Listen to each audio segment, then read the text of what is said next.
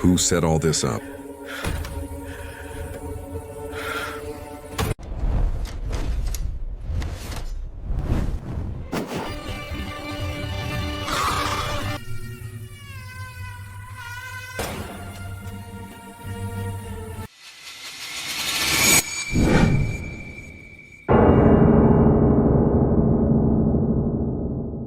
The Inheritance That Destroyed the Family.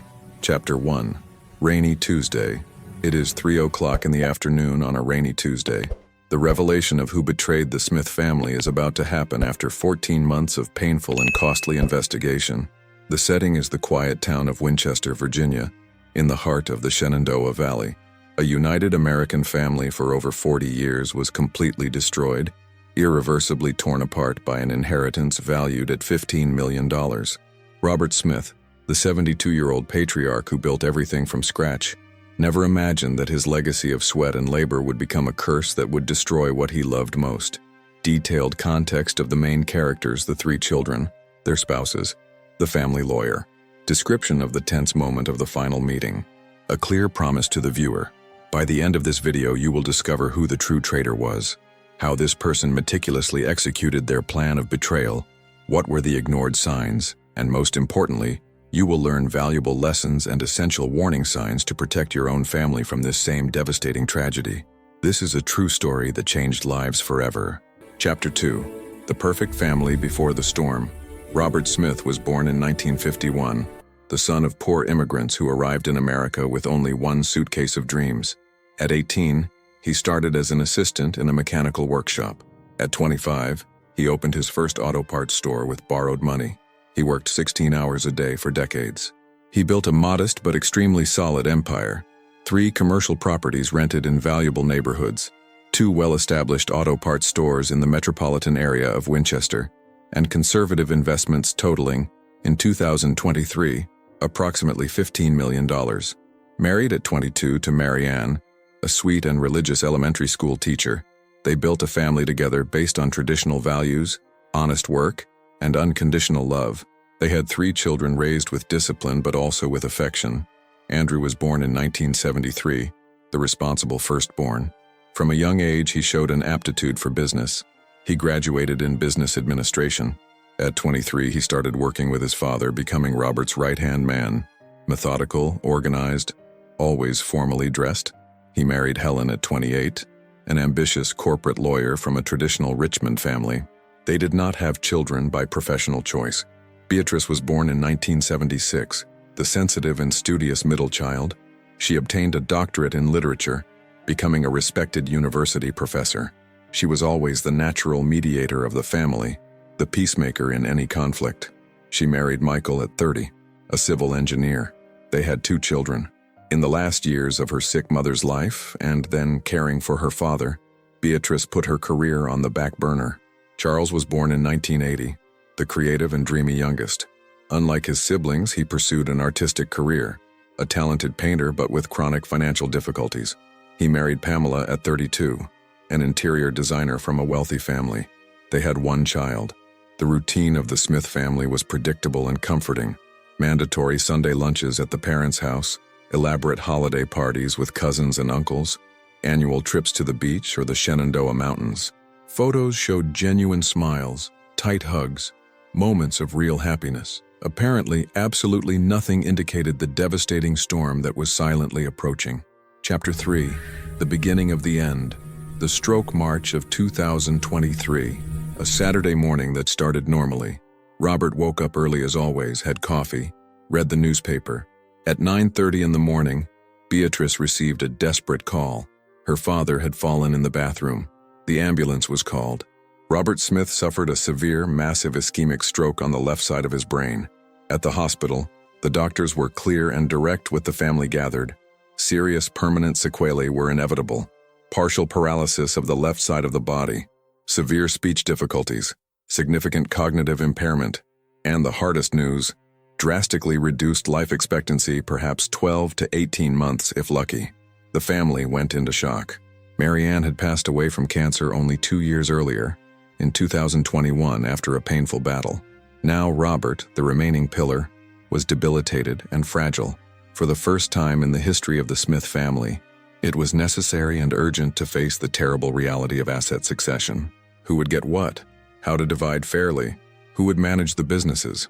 During the first week of hospitalization, while Robert fought for recovery in the ICU, the family maintained unity and hope. But when doctors confirmed he would survive but would never be the same, the first family meeting to discuss the future of the businesses was called. It happened right there at the hospital, in a cold, institutional conference room. Andrew, always pragmatic, arrived with a laptop, spreadsheets, financial projections. He suggested firmly to immediately formalize the division of assets and define who would temporarily manage the businesses. Beatrice, exhausted from sleepless nights caring for her father, preferred to wait for a more complete recovery before making such important decisions. Charles, visibly uncomfortable with financial discussions, timidly agreed with his sister. The atmosphere was tense but still respectful. After all, they were siblings who loved each other. It was then that Mr. George, the lawyer who had served the Smith family for over 30 years, revealed the first disturbing surprise. There was a will made by Robert exactly 15 years ago in 2008, but it had never been officially registered with a notary. According to old notes in the files, this document distributed the assets in a specific way. The problem? The physical document could not be located anywhere in the files.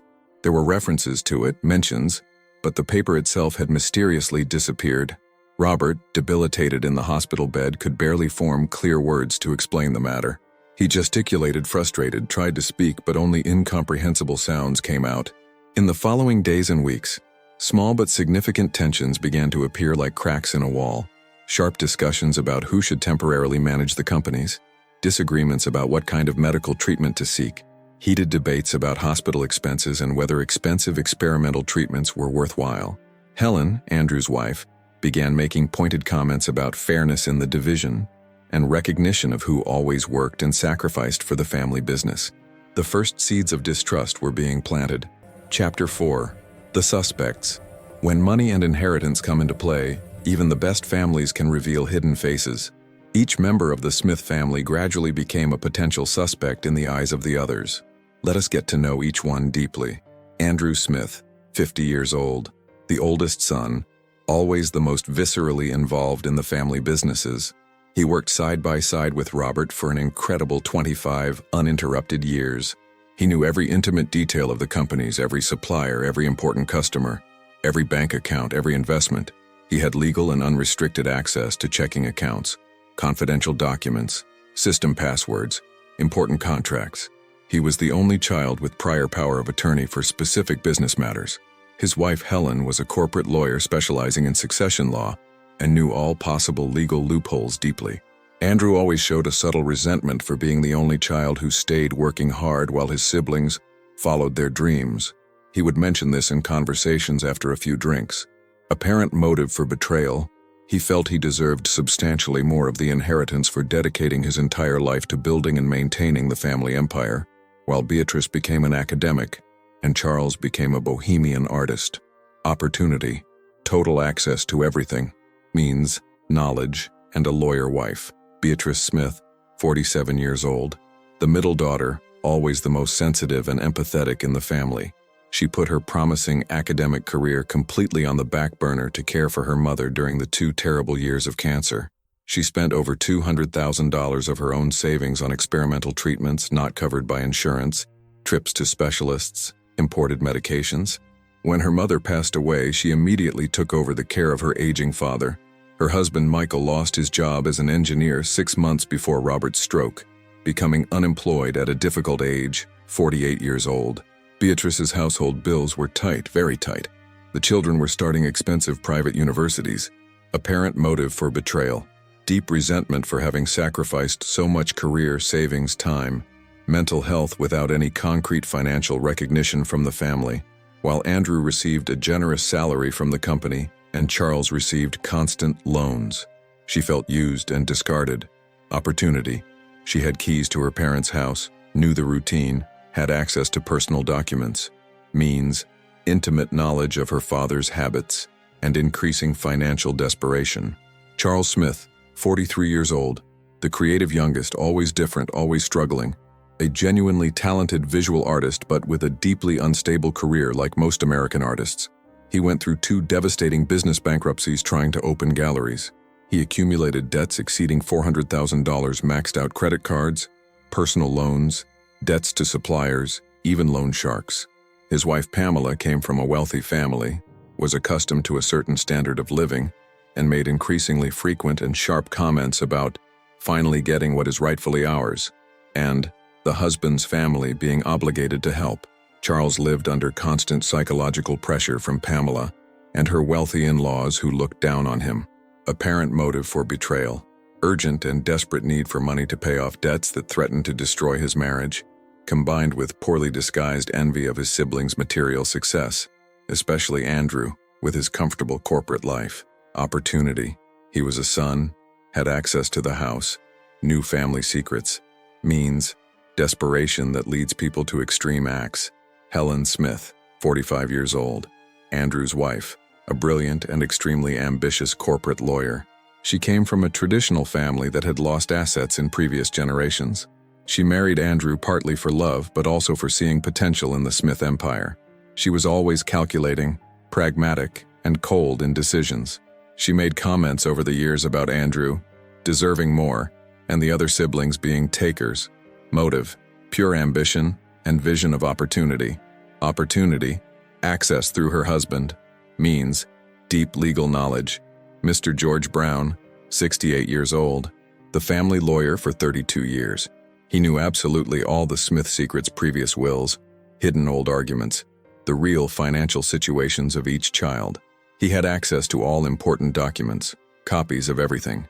He was close to retirement with a modest pension. Motive, last-minute financial opportunism before retiring. Opportunity, total access to documents and privileged information. Means, legal knowledge and family trust.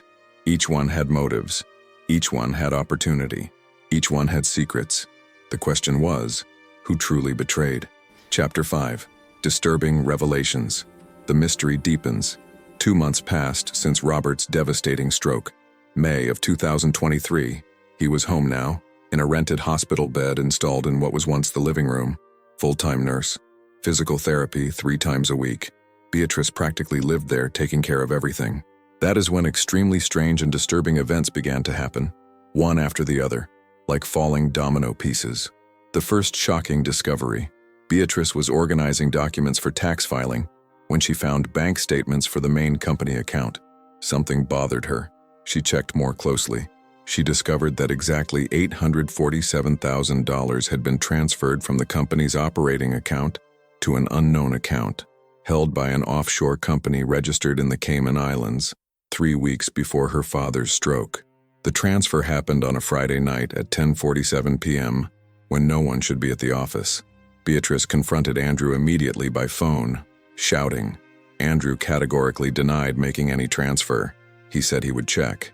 Electronic bank records showed that the transaction was authorized using Robert's personal and non-transferable password, but he was home at that hour, supervised by the night nurse who confirmed he did not leave, did not use a computer, could barely hold the TV remote. The second disturbing discovery, Ms. Doris, a loyal employee who worked 30 years as a secretary at the company and recently retired, secretly sought out Beatrice at a distant cafe. Nervous, constantly looking around, she revealed something that tormented her. 3 weeks before retiring, therefore, 1 month before Robert's stroke, she had to go back to the office late at night because she had forgotten her wallet. It was almost 11 p.m. She saw lights on in the administrative floor. She went up, curious and frightened. She found Helen, Andrew's wife, alone in the office, methodically going through old files, taking pictures of documents with her cell phone. When she noticed Ms. Doris's presence, Helen did not get flustered. She simply said coldly that Andrew had asked her to retrieve some contracts. But Ms. Doris found it strange because Helen never went to the office, especially at that hour, and Andrew was not there. The third explosive revelation. During a tense lunch at Robert's house where the family tried to maintain appearances of normalcy, Charles emotionally exploded. Andrew accused him of having secretly borrowed money from his father in the months before the stroke. Charles, red with anger and humiliation, publicly admitted, yes, he borrowed $85,000 from his father in January, 4 months earlier. But everything was documented, everything formalized with a signed promissory note, agreed interest. It was not a dirty secret, it was a son asking his father for help in difficulty. Robert agreed because he was a loving father. Where was the crime in that? Where was the dishonesty? Andrew retorted, "Funny that loan never shows up in the official accounting." The fourth bombshell. A week after this discussion, a certified copy of a public power of attorney arrived by registered mail that would give totally unrestricted powers to Andrew over absolutely all of his father's assets, companies, properties, bank accounts, investments, everything. The power of attorney was dated exactly 9 days after Robert's stroke. Beatrice was in absolute shock. She called Andrew demanding urgent explanations. Andrew said calmly that it was necessary to maintain operations, that his father agreed, that everything was legal at the notary. But Beatrice furiously contested. 9 days after a severe stroke, her father could barely hold a spoon to eat. How the hell did he sign such an important legal document? How did he go to the notary? Andrew replied that he took his father, accompanied by Helen, who witnessed everything. The notary confirmed by phone. Yes, the signature was recognized as authentic by public faith. Robert Smith was physically present at the notary, accompanied by Andrew and Helen. But Beatrice was absolutely sure on that specific day and time. She was with her father at the hospital undergoing follow-up neurological exams. She had the medical schedule, invoices, photos on her phone. Someone was blatantly lying. Either Robert went to the notary before the exams or after, or the power of attorney was fake. But the notary insisted, all legal, all authenticated. Documents began to disappear mysteriously. Beatrice went to her father's house to look for old documents to check asset history. She discovered that entire files had disappeared. Copies of property purchase contracts from the 90s, old records of company formation, even old family photos and albums were missing, leaving empty spaces. Who was removing evidence? Why? Family meetings, which were once havens of affection, became battlegrounds. Andrew accused Charles of being the traitor, trying to steal the inheritance he did not deserve after years of being supported by the family. Charles accused Andrew of manipulating his sick father and the documents to take everything. Beatrice accused both of dishonoring the sacred memory of their deceased mother with this dirty fight over money. Spouses entered the discussions, making everything exponentially more hostile and personal. Helen cited laws and deadlines. Pamela shouted about historical injustices. Michael tried to defend his wife. Mr. George, the lawyer, tried to mediate but seemed increasingly nervous and evasive. The Smith family was tearing apart in real time, piece by piece.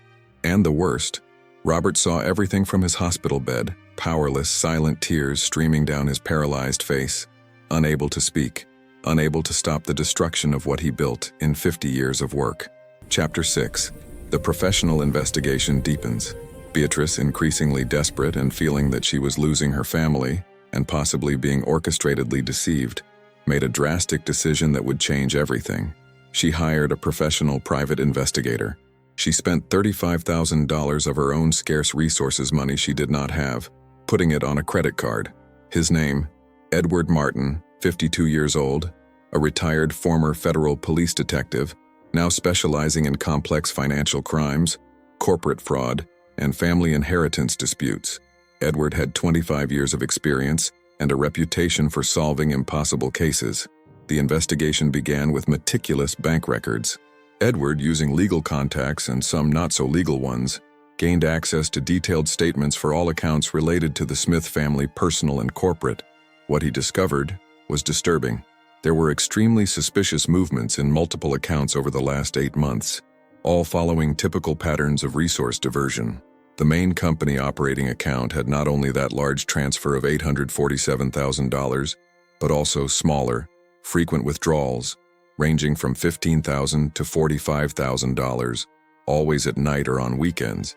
Robert's personal account showed progressive transfers to an offshore account in the Cayman Islands, something Robert would never do, as he was conservative, distrusted offshores, and always kept everything in the United States legally. Even stranger, a secondary corporate checking account, which was practically dormant with a minimal balance, suddenly received $1,200,000 in fractional transfers from various sources, and days later, that entire amount was transferred out in a single transaction. Edward investigated the notary office where the power of attorney was registered deeply. He spoke personally with the notary. He requested, through contacts, access to the security cameras from the specific day. The notary office had a complete surveillance system. The recording showed something shocking. Robert Smith being practically carried into the notary office by Andrew on one side and Helen on the other. The elderly man was visibly debilitated, his head drooping to the side, practically without self-support, clearly not in full condition to understand what was happening around him. Inside the notary office, the internal camera showed Helen physically guiding Robert's hand to sign, the notary looking the other way, completing the process quickly. It was technically legal, but morally and ethically questionable to the extreme. A clearly incapacitated man being used to sign a document with enormous consequences. Edward methodically interviewed all the old employees of the Smith companies, retired and active. Ms. Doris repeated her story about Helen being in the office late at night. But there was more. Mr. Johnson, a retired store manager, revealed that about 1 year ago, therefore, well before Robert's stroke, Helen visited the store several times asking strange questions about inventory values, payment systems, profit margins. At the time it seemed like just curiosity, but in retrospect, it was suspicious. Another employee who preferred anonymity revealed having witnessed a heated conversation 2 years ago between Andrew and Helen in the company parking lot where Helen said something like, "Your family does not recognize your value, and you built this, not them." Edward, a forensic technology specialist, analyzed the company's computers with judicial authorization. He found crucial digital evidence. Important files had been deliberately deleted in recent months, but using recovery software he managed to retrieve some. They were documents about profit distribution, old agreements between Robert and the children, emails from years ago. More incriminating, he discovered multiple attempts to access the corporate banking systems from external IP addresses, someone outside the company network trying to enter the systems, repeatedly, using old passwords. The logs showed that some attempts were successful. Edward meticulously tracked the destination of the $847,000 diverted. The money was initially transferred to that offshore account in the Cayman Islands in the name of a shell company called Smith Holdings International LLC, a name intentionally similar to the family company to cause confusion. From there, after 15 days of warming up, the amount was split into multiple smaller transfers to 8 different accounts in 4 countries, a classic money laundering technique to hinder tracking. Edward, using international contacts, managed to partially track it.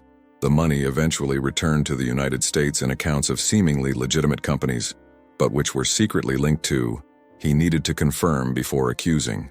The most crucial discovery of all happened on a Tuesday afternoon. Edward discovered, at a different notary office in a distant neighborhood, a legitimate will from Robert Smith, duly registered and authenticated, dated May of 2020, only 3 years ago. Very recent. This will was crystal clear, without ambiguities. All assets would be divided into absolutely equal parts among the 3 children, 33.33% for each one. Period. Simple, direct, fair. Why was this legitimate, recent, and registered will never mentioned by Andrew or by Mr. George, the family lawyer who should have known about its existence? Why did they deliberately hide this crucial information from the family? Edward confirmed. Mr. George was the witness who accompanied Robert to the notary office that day in 2020. He knew, and he did not tell anyone. Why? Edward expanded the investigation to Mr. George. He investigated his financial life with judicial authorization. He discovered something suspicious. The lawyer, who lived modestly on upper-middle-class salaries, suddenly made an investment of $450,000 in a luxury apartment in his daughter's name 6 months ago. Where did this money come from? There was no bank loan, no inheritance received, no logical explanation in the official financial records. The web of lies and betrayal was being untangled, thread by thread. Edward was assembling a macabre jigsaw puzzle, but the definitive, irrefutable proof of the who and the how was still missing. Chapter 7, the grand revelation, the truth exposed. The truth came from where no one expected.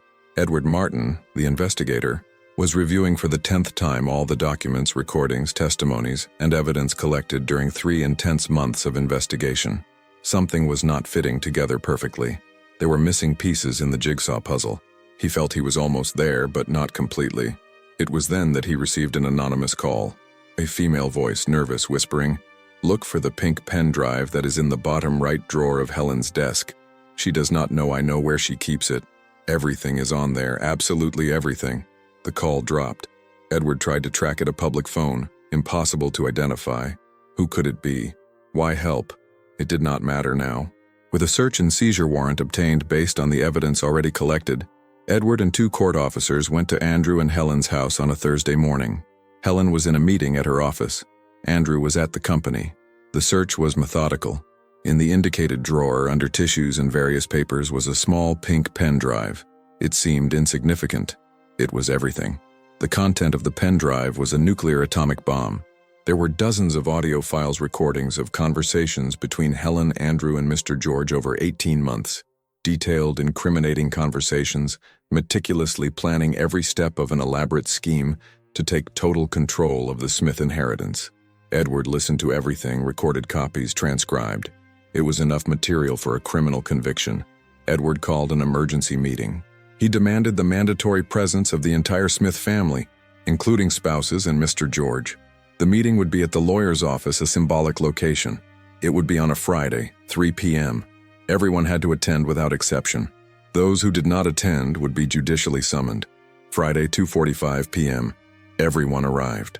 The atmosphere was one of unbearable tension, electricity in the air. Beatrice was pale, anxious, hopeful. Charles was visibly nervous, biting his nails. Andrew was rigid, controlled, but with small nervous tics. Helen was impeccably dressed, cold as ever, but with a body stiffness that betrayed tension. Mr. George was sweating cold, even with the air conditioning on. Edward began speaking calmly, methodically. I have spent 3 months investigating this family. I have discovered things that will shock all of you. I will present irrefutable evidence. I ask you to listen to me until the end without interruptions. First revelation. Edward showed the recordings from the notary office cameras where the power of attorney was made. Everyone saw Robert being carried, visibly incapacitated, being manipulated to sign. Beatrice started crying. Charles clenched his fists. Andrew remained motionless, his jaw clenched. Second revelation. Edward presented the legitimate will from 2020, dividing everything equally. This document is legitimate, registered, valid. Why did Mr. George never mention its existence to Beatrice and Charles? All heads turned to the lawyer. Mr. George lowered his head, hands trembling, did not answer. Third revelation. Edward showed the complete financial trails, the $847,000 diverted, the multiple transfers, the money's path through offshore accounts, and finally, the destination. Part of the money returned to accounts linked to companies where Helen had hidden shareholding through proxies.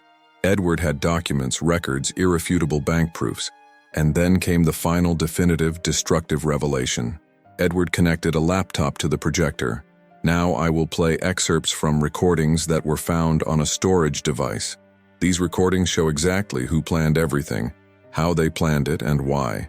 Listen carefully. The first recording began to play. It was Helen's voice, unmistakable, cold, and calculating. Andrew, you need to understand that your father will die soon. You worked 25 years building this. Your siblings did nothing. Beatrice became a professor, Charles became a failed artist. Why should you divide equally? It is not fair. You deserve 70% at least. Andrew's voice hesitant. But Helen, they are my siblings. My father always wanted an equal division. Helen impatient. Your father is sentimental and old-fashioned. He does not understand modern justice, meritocracy. You built the empire. You deserve the largest share. And we can do this legally. I am a lawyer. I know all the loopholes. Second recording, weeks later. Now including Mr. George. Helen. Dr. George, you have known the family for 30 years. You know Andrew is the one who really makes everything work. We need your help to ensure he receives what he deserves. Mr. George. But there is the 2020 will dividing everything equally. Helen. Exactly. That will needs to disappear from the narrative. It does not need to be destroyed, just not mentioned. Meanwhile, we create a broad power of attorney, transfer strategic assets, restructure the companies. When Robert dies, 70% will already be under Andrew's control irreversibly, and you will be generously rewarded $500,000 for your cooperation. Mr. George, after a long pause. That is technically fraud. Helen, coldly. It is aggressive succession planning. No one will question it. Beatrice is a distracted academic. Charles is an irresponsible artist. By the time they realize it, it will be too late. Third recording, the most devastating.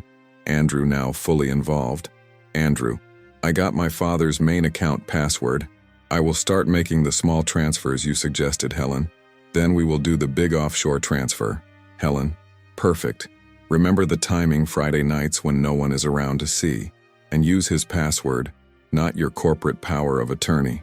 That way it looks like he authorized it. Andrew, what about George? He is nervous. He might report us. Helen, I already gave him $450,000 as an advance. He bought an apartment for his daughter. He is compromised. He cannot back out without incriminating himself too. He is stuck with us. Andrew, laughing nervously. My siblings will never imagine. I was always the good son, the responsible one. Helen, exactly. Use that. Continue being the dedicated son while we transfer everything. When your father dies, you control 70%, and they cannot do anything. Fourth recording, the one that revealed the complete cruelty of the plan. Helen, your father had the stroke. That speeds up our timeline, but it also creates the perfect opportunity. He is incapacitated. He cannot contest anything. Andrew, his voice showing guilt. Helen, he can barely speak. It feels wrong to do this now. Helen, impatient and harsh. Andrew, do not go soft now. Do you want to spend the rest of your life as an employee in your own businesses? Or do you want to be the true owner? Your father built it, but you maintained it. You deserve it. Now we go to the notary tomorrow, we take him, we get the broad power of attorney. Do not argue anymore. The silence in the room was deafening. Beatrice was in silent tears, hands covering her mouth. Charles was white as a sheet, in a state of total shock. Andrew finally raised his face. There were tears, but it was too late. He tried to speak. I did not want to. Helen convinced me that I deserved more because I worked more. Helen cut him off coldly, still trying to control the narrative. I acted alone. Andrew was manipulated by me. He is not guilty. It was all my idea. Leave him out of this. Edward shook his head. The recordings show his active participation. He transferred money personally. He took his incapacitated father to the notary. He concealed information from his siblings. He was a full and conscious accomplice. Mr. George, seeing that he was finished, tried to get up and leave the room discreetly. Edward signaled. 2 plainclothes police officers who were waiting outside entered and blocked the door. Before anyone attempts to leave, Edward said calmly, I must inform you that the federal police have already been notified. Temporary arrest warrants are being issued at this moment for Andrew Smith, Helen Smith, and Mr. George Brown for the crimes of aggravated fraud, false identity, aggravated embezzlement, criminal conspiracy, and money laundering. The diverted funds are being judicially frozen at this very moment. Andrew started crying openly. Helen remained cold, but her eyes showed calculation, already thinking about legal defenses. Mr. George completely collapsed, falling into the chair, repeating, my God, what have I done? But there was one last revelation. Edward turned to everyone. You must be wondering, who made these recordings? Who had access to their private conversations and recorded everything? Expectant silence. It was Helen herself. She recorded all conversations as insurance, in case she needed to protect herself or incriminate only Andrew and George to save her own skin. She kept everything on a hidden pen drive, but someone discovered where she kept it and gave me an anonymous tip. That person saved this family. To this day, no one knows who made the anonymous call. It is speculated that it was a housekeeper, or a secretary at Helen's office, or even a friend who accidentally discovered it. The important thing is that the truth came to light. The traitor was not just one. It was a cold and calculated conspiracy of 3 people driven by absolute greed, unbridled ambition, and a total lack of moral scruples. A 40-year-old family destroyed by money. Chapter 8. The Consequences. The Price of Betrayal. The consequences of the exposed betrayal were devastating and irreversible for everyone involved. Justice, family, society, everyone exacted their price. Andrew Smith was preventively arrested on the same night of the revelation. Handcuffed, head bowed, being led away under photographers' flashes, the news quickly leaked to the press. Businessman betrays family and diverts millions from sick father's inheritance, headlined the local Winchester newspapers. He was formally indicted for aggravated fraud, Sentence of 2 to 8 years, but aggravated by abuse of trust. False identity, 1 to 5 years. Aggravated embezzlement, 2 to 8 years. Criminal conspiracy, 1 to 3 years. And money laundering, 3 to 10 years. The sentences, added up, could reach 34 years in prison. His lawyers tried to argue that he was psychologically manipulated by his wife, that he was in a fragile emotional state, but the recordings showed too much active and conscious participation for that defense to work. He was immediately removed from any function in the family businesses by judicial decision. The preventive detention lasted 4 months until the preliminary hearing. During that time in jail, Andrew lost 15 kilos, developed severe depression, attempted suicide once. He was stopped by guards. Beatrice and Charles did not visit him once the hurt was too deep, the betrayal too unforgivable. At the trial, he was sentenced to 12 years in prison in an initial closed regime, with the possibility of progression. He lost all rights to the paternal inheritance due to succession unworthiness, a legal principle that excludes heirs who commit serious crimes against the testator. Ironically, the ambition to have 70% resulted in having 0%. Helen Smith was arrested in the same operation. As a lawyer, she knew her rights, remained in total silence, communicated only through very expensive lawyers hired with her family's money. During the process, she attempted a cruel and calculating strategy. She blamed Andrew entirely, presented herself as a loyal wife who merely supported her husband's decisions, trying to portray herself as a victim of a marriage where she was pressured. She even presented a psychological report alleging submissive wife syndrome, but the recordings were too clear. She was the intellectual mentor, the architect of the plan, the cold strategist. She was sentenced to 14 years in prison, a longer sentence than Andrew because she was a lawyer and committed a crime related to her professional practice, a specific aggravating factor. The marriage to Andrew ended bitterly. During the process, she filed for a contested divorce, tried to keep marital assets, but since the assets came from the Smith companies, considered the product of crime in the diverted part, she lost everything. Both publicly blamed each other through lawyers. The State Bar Association, the Bar Association, opened an ethical process against her. She definitively lost her license, was expelled from the Bar Association for conduct incompatible with law practice. Her professional reputation, built over 20 years, was destroyed in days. Her traditional family publicly disowned her out of shame. She ended up alone, imprisoned, without a profession, without assets, without a family. Mr. George Brown was the one who collapsed the fastest. A man of 68 years, respected for decades, watched his world implode in hours. He was preventively arrested, but due to his age and being a first-time offender, he was granted home confinement with an electronic ankle monitor. He faced criminal proceedings and ethical proceedings at the Bar Association simultaneously. At the Bar Association, the expulsion was swift. He betrayed a 30-year client, participated in a criminal scheme, stained the legal profession. He lost the professional registration he had held since 1982, 41 years of career destroyed.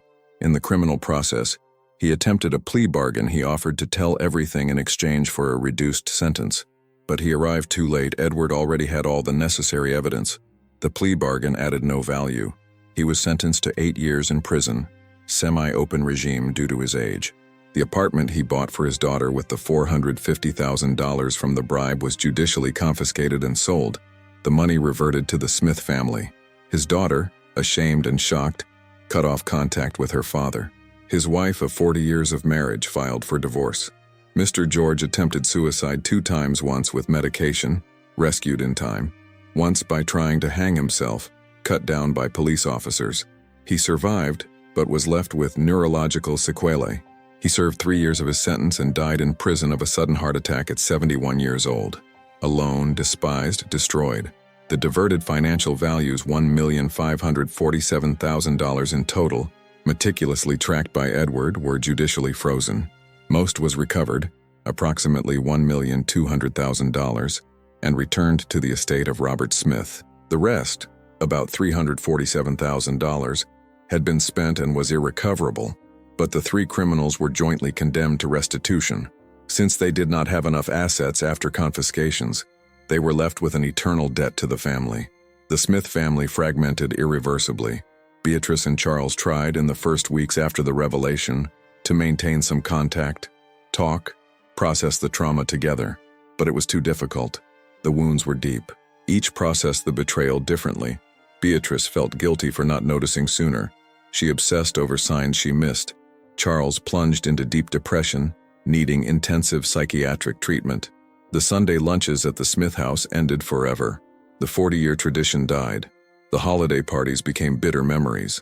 The annual trips together would never happen again. Beatrice and Charles spoke sporadically via WhatsApp, but it was formal, distant, painful. They tried a lunch together 6 months later. It was uncomfortable. Heavy silences, each remembering the betrayal. They did not repeat it. Robert Smith passed away 8 months after the revelation of the betrayal. He had another stroke, smaller, but his body was already very fragile. Doctors said it was expected, but Beatrice always wondered, did the emotional shock of Andrew's betrayal accelerate her father's death? Robert died one April morning, in his sleep, in the hospital bed in the living room that was once the joyous heart of the house. Beatrice was by his side, holding his hand. Charles arrived 20 minutes later. His father had already gone. Andrew was not informed. He was imprisoned and did not attend the funeral. Helen did not either. The funeral was small, sad, oppressive. A few old friends, some distant relatives, loyal employees. Beatrice and Charles dressed in black, hugging, mourning the loss not only of their father, but of an entire family. The grave is next to Marianne. Robert returned to his beloved wife. The headstone simply reads, Robert Smith, 1951-2024, built with love, departed with pain. The family businesses were sold. No one was in the emotional, psychological, or practical condition to continue. Charles was never a businessman. Beatrice was exhausted, traumatized. Hiring external managers seemed too complicated after so much betrayal. They decided to sell everything, liquidate the empire Robert built in 50 years of hard work. The 2 auto parts stores were sold to a regional competitor. The 3 commercial properties were sold separately to investors. It was all fast, in a few months. The total amount raised, added to existing investments and the recovered money from the diversion, totaled approximately $14,300,000. The final division was made according to the legitimate 2020 will, 33.33% for each child. But Andrew lost his share due to succession unworthiness. You cannot inherit from someone you stole from. So Beatrice and Charles received 50% each, approximately $7,150,000 for each one.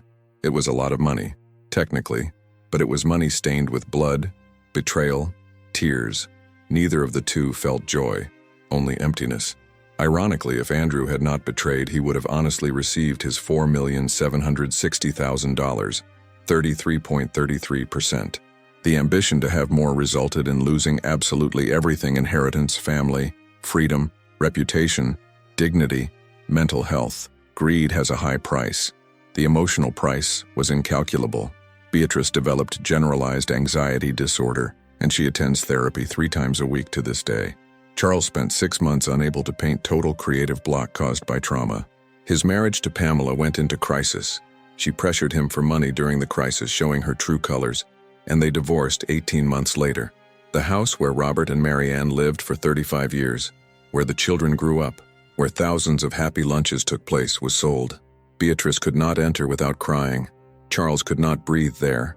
A family bought it, renovated everything, painted it different colors. The physical memory of the Smith family was erased. Chapter 9. Lessons and Reflection. What we learned. The tragedy of the Smith family does not have to be in vain. There are deep, painful, but valuable lessons we can draw from this devastating story. Lessons that can save your family from a similar fate. First fundamental lesson: transparent succession planning is essential, not optional. Robert Smith made a crucial mistake. He made a will in 2020, but never clearly communicated its contents to his children. He never sat the 3 of them down at a table and said openly, "I made a will, it is registered, you will receive equal shares. Here are the documents, talk to my lawyer." Silence created space for speculation, ambition, and manipulation. If you have assets, even if modest, make formal succession planning with a specialized lawyer and communicate to the heirs. Transparency eliminates 80% of future conflicts. Get everything documented, registered, clear. Leave no room for interpretation or disputes. Second lesson: never concentrate asset information and power in a single person. Robert, trusting Andrew blindly, the son dedicated to business, gave him excessive access passwords, corporate power of attorney, total knowledge. This created the perfect opportunity for diversion. The correct approach is a system of checks and balances. 2 or more heirs jointly sign for large movements, passwords shared among different trusted people, periodic independent audits. Trust is important, but controls are essential. As the saying goes, trust, but verify. Third lesson, broad powers of attorney are extremely dangerous. The power of attorney Andrew obtained, giving him unrestricted powers over everything of his incapacitated father, was the main weapon of the betrayal. Powers of attorney should be specific, limited with a defined expiration date, preferably requiring multiple signatures for important acts. Never sign a broad power of attorney for one person only, especially in a situation of vulnerability, illness, old age, and family members should accompany if your father goes to the notary to make a power of attorney.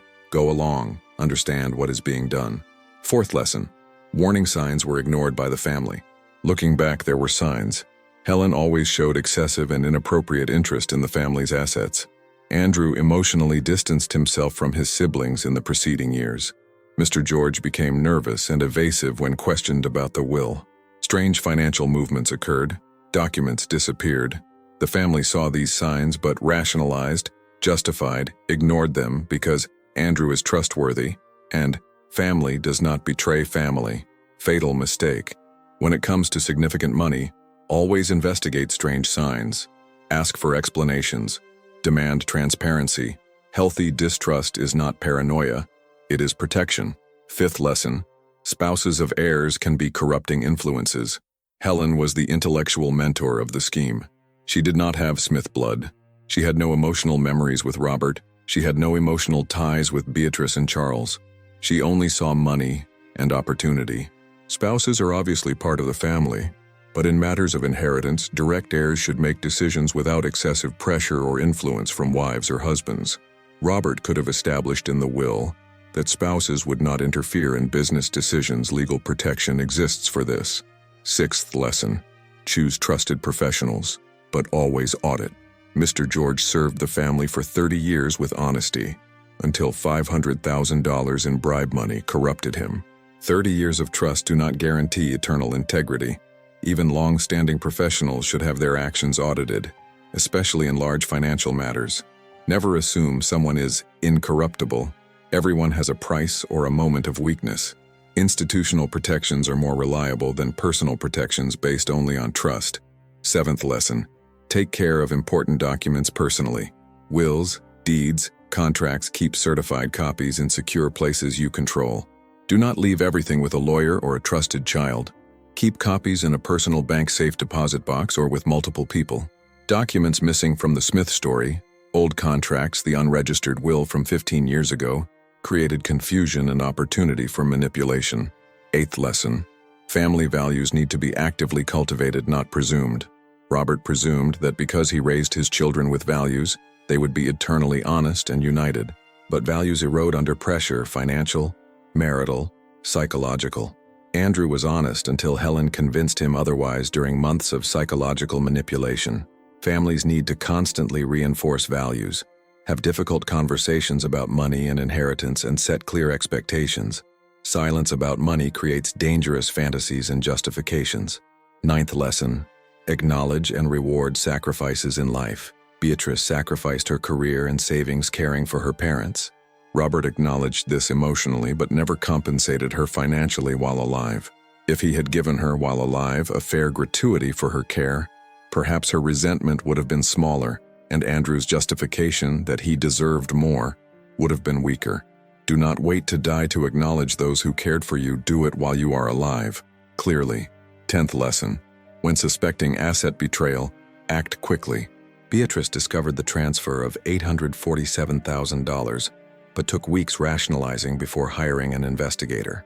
Every day lost is an opportunity to destroy evidence, transfer more money, solidify manipulations.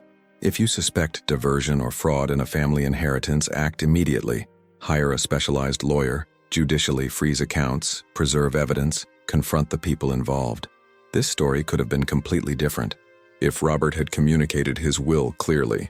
if he had better controls in the businesses, if the family had investigated strange signs immediately, if there had been less concentration of power in Andrew.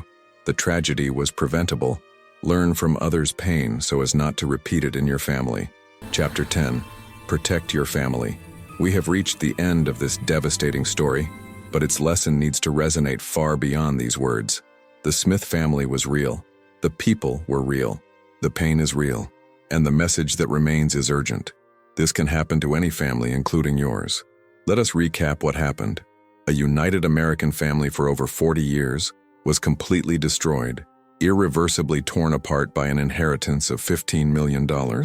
Robert Smith, a hard-working patriarch who built a modest empire through decades of sweat and dedication, never imagined that his legacy of love would become a curse.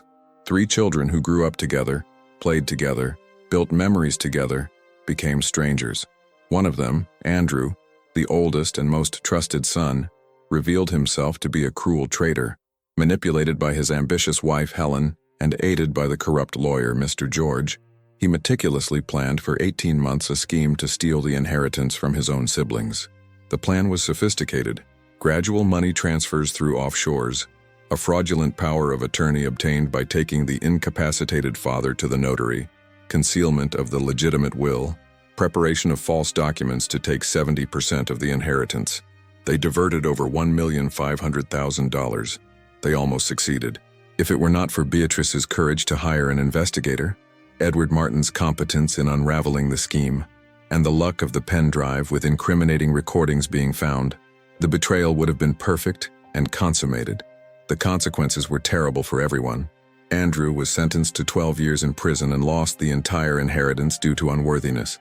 Helen received 14 years and lost her law license forever. Mr. George served 3 years and died in prison, alone and despised. But the real losers were Beatrice and Charles. Technically, they received the inheritance, but they lost their brother, lost their family, lost their innocence, and carry eternal trauma. And Robert died watching his family destroyed, powerless in the hospital bed, his heart literally broken. Mary Ann, the deceased matriarch, must have been turning in her grave seeing what happened to the family she loved. The money was divided. The companies were sold. The family home was sold to strangers. The Sunday lunches ended. The holiday parties are a painful memory. The Smith family, as a unit, died.